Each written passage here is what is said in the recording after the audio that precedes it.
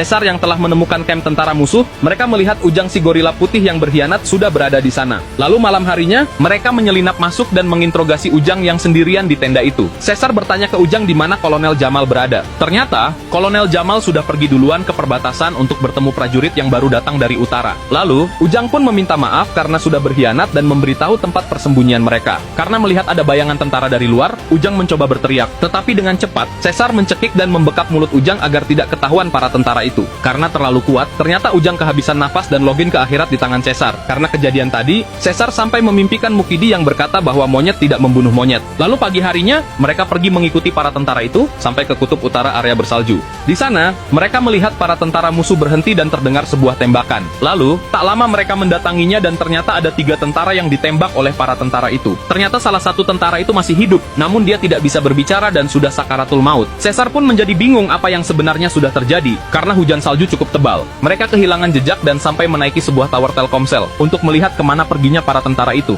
Tapi di bawah mereka ada yang mencopet senjata dan membawa pergi kuda mereka. Dengan cepat Caesar dan para monyet mengejar copet itu. Terlihat copet itu telah menghilang seperti orang yang mau ditagih hutang, dan hanya ada kudanya saja di depan rumah itu. Caesar dan pasukannya pun mencarinya ke dalam rumah itu. Lalu dari dalam lubang, copet itu melemparkan senjata yang dia curi, dan keluar dari tempat persembunyiannya. Ternyata copet itu juga seekor monyet. Monyet pencuri itu berasal dari kebun binatang yang bertahan hidup sendirian yang bernama Mulyadi. Karena Mulyadi mengetahui kemana perginya para tentara itu, akhirnya mereka pergi dari sana bersama-sama. Dan setelah sampai di perbatasan, mereka mengintai para tentara itu. Saat Caesar dan Agung mencoba mendekat, tiba-tiba mereka diserang oleh beberapa tentara. Terlihat mereka berhasil menjatuhkan tentara itu. Tapi Agung yang mencoba melindungi Caesar terkena sebuah tusukan. Dalam keadaan sakaratul maut, Agung berkata bahwa dia tidak menyesal dan bangga bisa melindungi Caesar. Melihat Agung yang sudah login ke akhirat, dengan nada tinggi Caesar berkata bahwa mereka semua harus membayarnya. Mendengar perkataan itu, Saiful merasa bahwa Caesar semakin mirip dengan Mukidi dulu. Dengan membawa sebuah shotgun, Caesar berjalan mendekati kamp tentara itu.